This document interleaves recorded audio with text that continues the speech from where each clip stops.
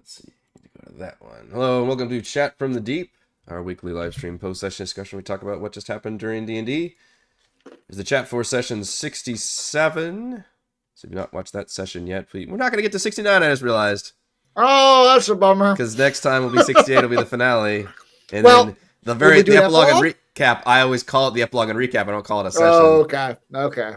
Yeah. I'm your TM Eric, who's sad about 69. And joining me, we have Gottwald's player Chris. Hello. And Max player Raymond. Hello. So this was always planned as a 2-stage boss fight. But it was going to be up to y'all what the second stage is going to be. I just don't want to get ahead of myself. We can talk about the whole battle in general, but this was a very tricky thing to balance. Because the book does not have a boss fight lined up. It's just like, there's this huge map, which I at least halved right now. This map is at least twice this big. And just has like pockets of enemies everywhere.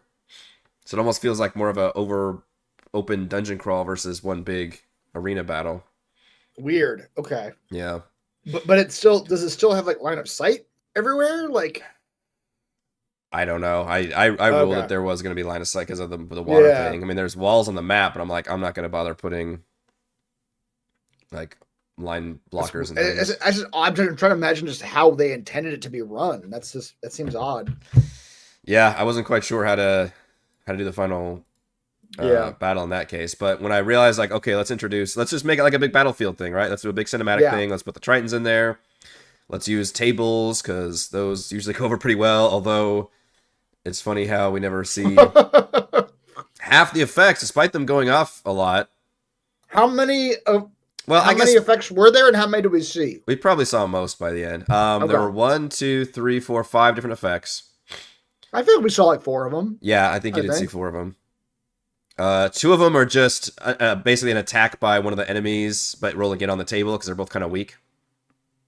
And then the other 3 are bigger attacks. One of them is the Voice of the Kraken's ability from Kraken Priest, which is that frightened AoE effect. Yep. One of them is I think it's a Kraken Lair action, maybe? That's the current, which we only saw once, but that was designed to get people away from melee range. Okay. And then what you didn't see is everybody in the whole map, basically, well, enemies of the Kraken, must make a DC 23 con save or take 3d6 lightning damage, so it just does damage. Okay. It's not that much damage, but it's a pretty high save on that one. So that's the one you didn't see. Right. Okay. But it is funny how much the frightened one went out. So I guess because 2 of them roll agains, it really comes down to 3 of them. And we never saw one of them. That's wild. The other one we saw once. And then the third one we saw every single time. Which I feel like that's the worst one. That's the one we saw the most. Yeah, I agree. The frightened one. It had the lowest save, so it was the easiest one to make. But being frightened does fuck people up quite a bit. Yeah, that's interesting. Yeah. We only all saved at the very end. You did, always, right? There's always people failing. I feel like the dice were kind of in our favor tonight. Sure. Your dice were not like helping you sometimes tonight. Last week I was doing a lot more damage with the minions and stuff, and then this week, man, I couldn't do anything. The only thing I was really sad about is not being able to eat you, because that was like the one cool thing the Kraken can do. Yeah. I think you would have taken 20 damage right then, average, and then it eats you, which has that whole other, like, you've got total cover, you're inside, you're suffocating, you're taking a shit ton of acid damage every round. Like, It just changes the dynamic of the fight a little bit. Which is almost a bummer for me, too, because as soon as you started talking about that, I was like, I'm going to be like Drax and Guardians 2. Just fight while like, I'm in there. I'm going to, like, just go in there and I'm going to tear him apart from the inside. Yeah. I'm going to, like, claw my way out. It's going to be awesome. And then I made it. I'm like, okay, well, I guess it didn't happen. Well, it was an attack roll, so it still had to with advantage. Oh, I had right. a plus 17 with AC advantage, and I couldn't hit your That's right. AC. Yep. That was the only thing that made me really sad. A lot of them I was like, all right, they've got good. I'm just got bad dice, but that one I was really bummed about because it's multi-attack. It can make 2 tentacle attacks and then use either lightning strike or bite. So when I used bite, I was like, well, crap. Now the only thing I can do is another tentacle hit. You were already tentacled, so all I could do was grab Sovereign, and that was it for its round. So it was weird to have like a full round of the Kraken and not really be able to do a whole lot. But that's why I balanced the fight because obviously it's a huge like CR 20 something, big boss monster. but you're not really fighting it legitimately, right? Like almost every round it's making the save, so it's turning itself off. But the way I balanced it is to be like, all right, well, let's let it use legendary actions every round, so that still feels like a very painful, powerful boss. But then on the few times where it fails the save, then I can use the full Kraken stat block. Mm-hmm. So that was the thought. And what was he able to do when he was in control versus not in control? Like what were the actual? Is it like the bite and the tentacles? What I just went over. Yeah, it could do 2 tentacle attacks and then use either its lightning strike or bite, or it could technically fling somebody that it's got grappled. It just throws them, but it's not very effective. I'd rather keep them grappled. Mm-hmm. Okay. This version also has a shit ton of spells that I could have used, but the 2024 version gets rid of all the spells and basically just keeps its like core abilities, which I kind of like, because I don't want to be futzing around with a bunch of different spells and spell effects and stuff. I'd rather just be like, tentacles, lightning strikes, I'm getting enough value out of all that. Right. So, and yeah, you talked about the save, which I love Reese trying to use Banish on my boss. As if I hadn't considered that. It has magic resistance. It has hilariously amazing mental saves and constitution saves. The only thing it actually sucks at is dex. Like everything else it's amazing at. We're talking like plus 10 to like 17 saves. Yeah. Plus magic resistance. So that's a lot. And then if it fails after all that, he did have an 18 spell save. He did, though. yeah. Like it is at this level we're like wrestling with But then it had 4 legendary resistances, and you guys hadn't burned through any of them. Oh, 4 of them. Yeah. I feel like I've only ever seen 3. So this is one of the changes in the 2024 edition, which I did kind of use for this boss. Every boss monster now that's in its lair, which I feel like is most of the time you're fighting a boss. Yeah. And now it has 4 legendary resistances and 4 legendary actions every round. Oh, geez. And I was doing that for this guy. I was using 4 legendary actions. Right. Now, if you noticed, a lot of times I would say, oh, it uses a tentacle thing, but nobody's around to do it. So I made sure not to literally do the lightning strike every single round. Right. Because that felt pretty shitty. But it had the potential to do all of its legendary actions. Okay. Yeah. Which is why I liked when you started doing hey, I'm just going to start pulling out my things. And I always appreciate players trying to think outside the box that goes somewhere. I was curious how you were going to handle that in terms of like, is this going to do damage? I did that also. Yeah, if you watch the stream, I was tracking the hit points of the brain, and I was having it deal damage to it when you were doing that as well. Okay. Yeah, which you guys did over 200 hit points to the brain by the end of it. Now that includes every time you pulled it out, I did 20 to 30 damage to the brain. Nice. Okay. So including that, you guys did a little over 200 damage to the brain.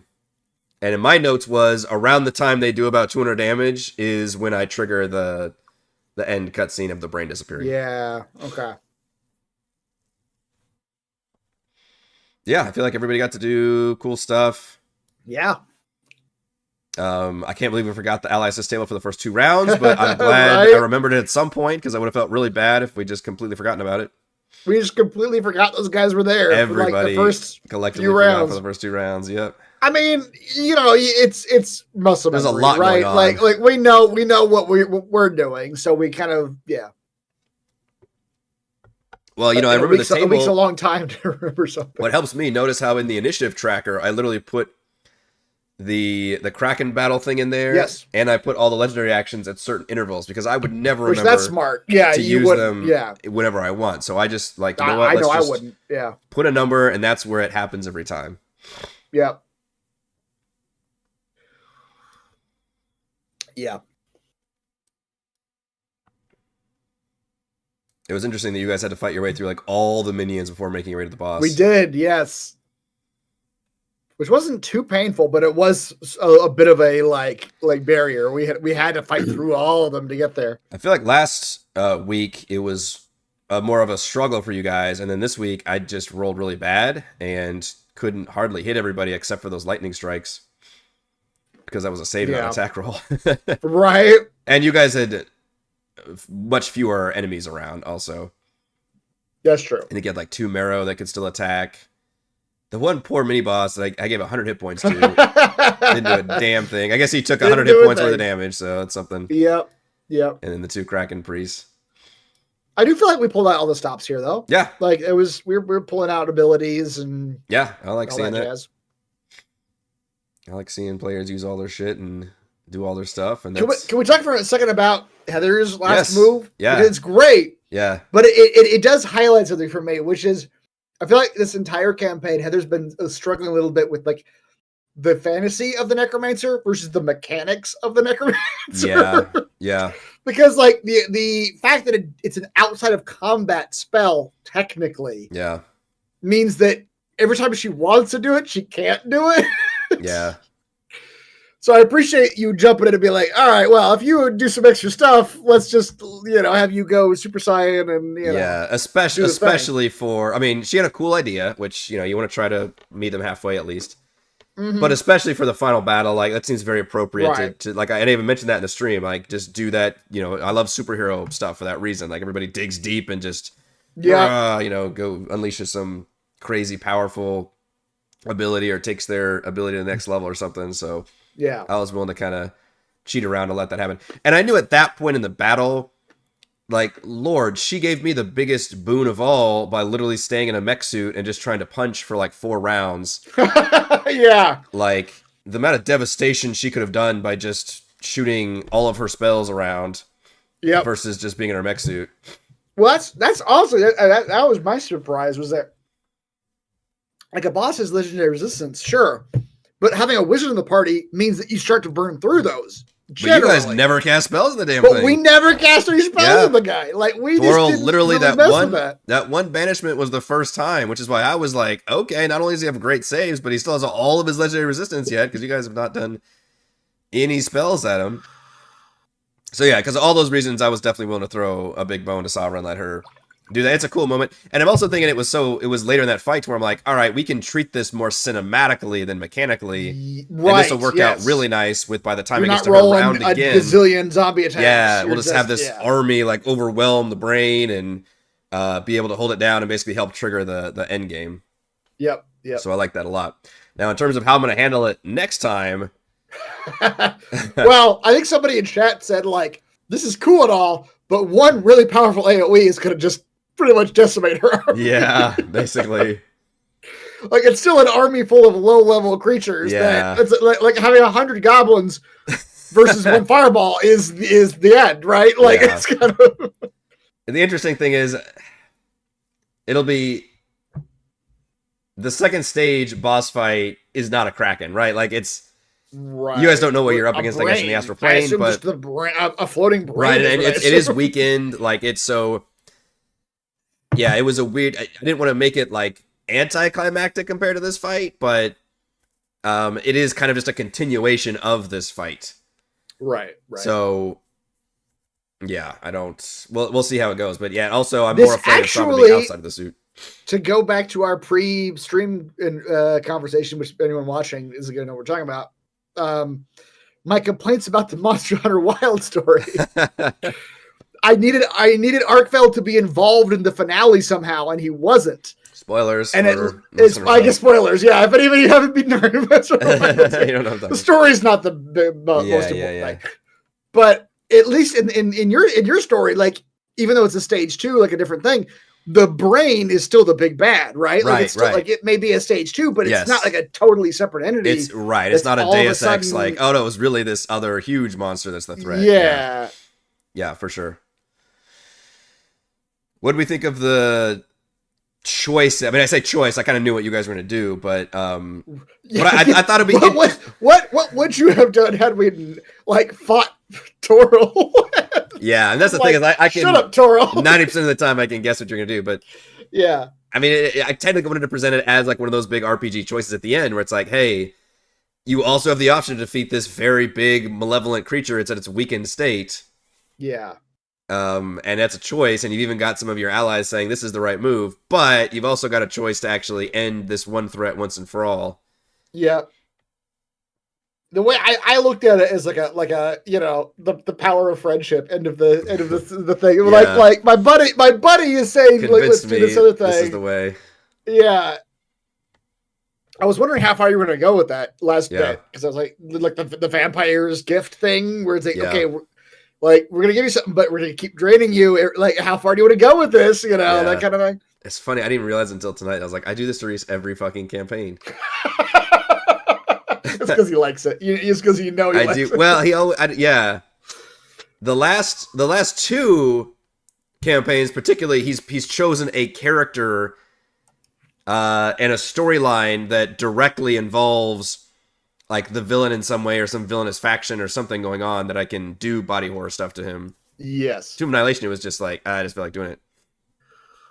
But yeah, in this one, What was it in Tomb? What was his thing in Tomb? he got a reward. Oh, it was the skeleton, wasn't it? That's what he got. I'm trying to figure out where it came Okay. from. God. After you guys saved like the fire newts or the dwarves or something, and they offered to like, rebuild and give him a adamantine skeleton. Okay. That was just me trying to come up with a reward that a wild shaping druid would care to have. Right. And then Rhyme is the funny one where it's like you turn him into a skeleton. He had the major. Well, for Yeah. those of you who haven't seen Rhyme, but he had a big player secret that I was able to work with in some cool ways and go with the body horror Yeah. stuff. And then this one, I didn't necessarily know I was going to do it here, but obviously he chose a character that was directly like the most closely tied with the main quest. Yeah. So it was always going to be some big moment, and I figured this would be an awesome opportunity for them to have that little bit of a one-on-one conversation, and I was going to reflect that by having the Kraken literally drain his health, which that's his To heal himself. tentacle damage, 3d6 plus 10. Oh, is it? Okay. It's basically getting hit by the Kraken's tentacle 3 times in a row. Yeah. Wow. And that was what I was going to do. I was going to have him 3 times in a row, and if Reese had said I want to resist, I would let him roll a save. Okay. And we'd go through the motion of that, but he was like, let's keep going. Yeah. So I wasn't gonna do it more than 3 times. It was gonna be 3. Okay. But I like the way Okay. he So jumped you were in. always gonna do it 3 times. Yeah. Okay. 3 times to heal the Kraken back up and give Reese some cool abilities, which I'm still kind of planning that feature out, to be honest. But the idea is I'm probably gonna like give him the Kraken's legendary actions or like close to that, basically. Okay. Because the Kraken basically can't follow you guys to the astral plane, but he's got like empower Right. Toril enough to be able to have those like super abilities to go through. So it's funny, I always bitch about the other campaigns having these artificial ways of enhancing the players or weakening the boss, and I did all of that in this campaign, but it at least is all baked into the story and hopefully makes sense why all that happened. Yeah. Some of them are better than others, but I feel like most campaigns do that. Mm-hmm. But some of them are better than others. Like I didn't like the way Storm Kings did it, where Yeah. like you all got giant potions and suddenly you're just bigger people. Tomb was kind of weird. Like Tomb had the trickster gods, which were a neat effect, but then all of a sudden the last battle they like superpower you basically, which is kind of weird. Yep. That's also a little weird. Yeah. Yeah. I don't know if it's a limitation of the writers of like the Wizards of the Coast writers. Well, I think it's and their desire to make it a world-ending threat, like a Yeah. CR 20 creature that you fight at the end, even though you're CR 12. That's or the even though you're problem. level Yeah, 12. that's exactly the thing. Is they try to have you have this big epic end of campaign thing, but their campaign only goes to like 12 or 13 or something. right. So you have to But I artificially. feel like that is a fault of the writers. I feel like you could write a campaign where your final threat is a CR 12 creature. Yeah. You could do it, Yeah. but you're choosing because you want to be You big. wanted to fight a Serac at epic. the end or fight Exactly, an ancient dragon or yeah. something. Yeah. Yeah. So you paint yourself into a corner there. Yeah. And this is kind of the same way. You're fighting a Kraken, although, like I said, you're not fighting the legit Kraken. And at least this Right. one, it is very strictly baked into the story that like the Elder Rangers control the Kraken. And I made the entire main quest in the final dungeon. The point of all the things you were doing with the Augmenter Brains was to weaken and make this fight better. I guess Right, technically, if I were running like an open world campaign, it would have been like Zelda, where you could have jumped into this Kraken fight immediately. before and then had to fight the full Kraken. Yeah. Yeah. Obviously, I'm not running a D&D campaign like that, but that's kind of the idea. Is you guys could have gone up here at any time and fought the full force Kraken Right. with all of its abilities, but because you went and did all the Augmenter Brains, that helped the fact that the Kraken could be incapacitated for a lot of it. Which the funny thing about that is I think back on his previous appearance in Storm King's Thunder, where he wasn't even a thing you could fight. He was Yeah. just a force of nature that was destroying a ship that you guys were the same level. You guys were like level 11 or 12 Yeah. at that time, but it wasn't even like okay, do you guys want to stay and fight the Kraken? It It was was like like an no, environmental hazard. he is crushing the ship. Yeah. If you don't get out of here, you're gonna die. Yeah. Although it's impressive, you guys win at least like a round or two with it at its full Yeah. like strength and stat block. Right. Now that being said, you didn't go through any of its hit points. I was using purely the Elder Brain's hit points for tracking hit point purposes. Yeah. And Slarky's got about 500 hit points, I think. So Yeah. would have been rough. It would have, absolutely. Yeah, you're right, Jason. Yes, people want to fight into the world threats. So it is like a marketing Well, thing versus Wizards then write a writing campaign thing. that goes to 20, man. Right, exactly. Yep. I get. Does the Vecna one do that? I don't actually remember if that one does. If you're fighting Vecna, I imagine it must. Yeah. I mean, I don't know. How does the dragon one end? Because at the end of the dragon one, don't you fight Tiamat? Or do you not? I'm not very familiar I never with read that that one, one. honestly. Yeah, okay. I think so, but I think you have like other armies with you or something. Okay, yeah. Which again is just them sort of Yeah. working their way around the CR difference.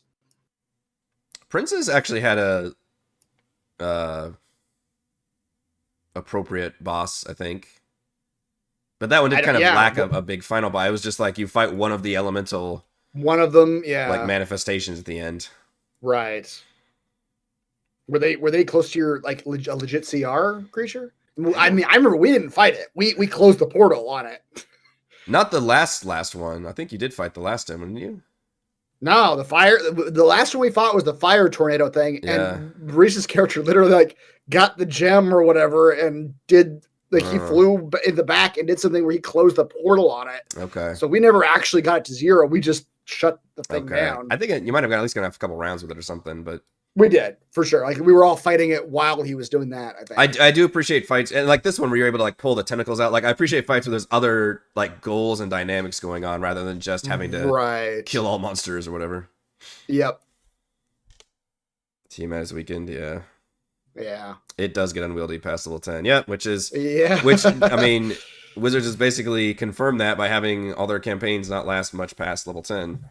Yep. I've said before and I've said it again, I don't like being a DM for higher level PC. That was my biggest problem with Rime, probably my biggest regret. Even though I loved what I did with the story, if I can toot my own horn, I found it very challenging to just run D&D at that higher, at those, we made it into like 15, I think, by the end of that campaign. Yeah. And it was getting to be a pretty damn challenging situation to be able to, like, I had to do my most amount of like monster work and balancing and everything because it just all fell apart. I mean, when I did, I was just making shit up. Yeah. I did that one campaign. Which we shouldn't have to do. Like that was 14 to 20, and I was just deciding in the moment, like, does it feel like this fight's over? Yeah. Yes, the fight's over. I was doing a lot of that because at that level, the players are doing so much damage, or they're doing like fight ending abilities, like status effects that are like. I mean, all right, Wizards have just like cheat code abilities at that point. Yeah, like, it's kind of crazy. Yep. Yeah, so I don't know if frankly, I don't know if I would run a campaign where we get that high level again, which is a bummer because I think there's some value in that. But also, I mean, this, my goal was to have a campaign last somewhere between 12 and 18 months. I had a feeling it was going to be more the latter versus the former. Yeah. And I think we nailed that. We're going to be 68 sessions. Yeah. Which how long? How many? It's a year and a few months. Well, I can tell you. Storm Kings, I think, was 50 something. Okay. So this will be just longer than that. Yeah. Let's see, how long was. No, I want to look them up real quick. Yeah. So as a reminder, Tomb was 86 sessions. Where will this fall in the whole thing? Yeah, Tomb was 86 sessions. Wow, so Tomb was probably our longest, right? Or was Rime? Oh, actually, I'm wrong. Storm Kings was 65. Okay. So this is almost exact same length. Oh, wow, okay. Yeah. Yeah. And Storm Kings was March 2017 to August 2018. So a year and 3 months. Okay.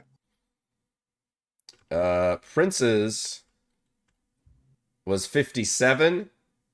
Okay. But remember, we started with our Lost Might Offend Over characters, so you kind of have you to don't add count those as together. part of it. Yeah. Okay. Yeah, Fendover was 18 sessions, so yeah, Tomb, and I think Rhyme was probably the longest. Yeah, Rhyme was 90 sessions. Wow. Okay. Because we went all the way to 15.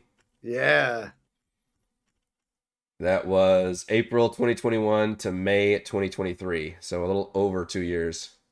Jeez. And I remember after that one, I was saying like, all right, I'm not gonna never again. I'm not gonna go that long, and I'm not gonna go that high a level with one single campaign. Yeah. And I have met that goal with this campaign, so I'm pretty happy about that. We started this campaign in September of 2023,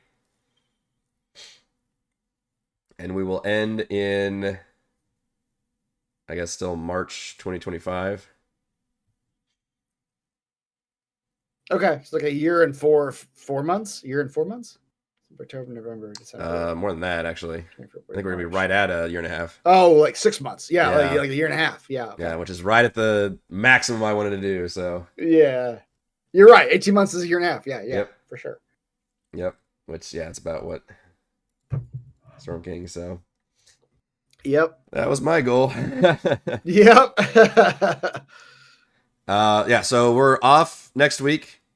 Thankfully, we ended this exactly where I wanted to, which is nice. I actually wasn't sure if we'd get a chance to do all the cutscene role-playing stuff at the end, or if we'd have to do it at the beginning of the next session. But I like that we could end it with that session or with that scene, and then start the next one, just introducing you all to the next situation, I guess. Okay. But we're off on the 21st. No D&D. I will not do crafting on Monday. I may do it on Thursday, but honestly, I may just take it off and just not do any live streaming next week. Next week's our spring break, so, and I'm legit on vacation for like the next couple days. So you all may not even hear from me until the 24th, and then we will plan on doing our final session on the 28th, and then we'll technically do the epilogue and recap, I guess, on the week after that. Nice. That is the plan.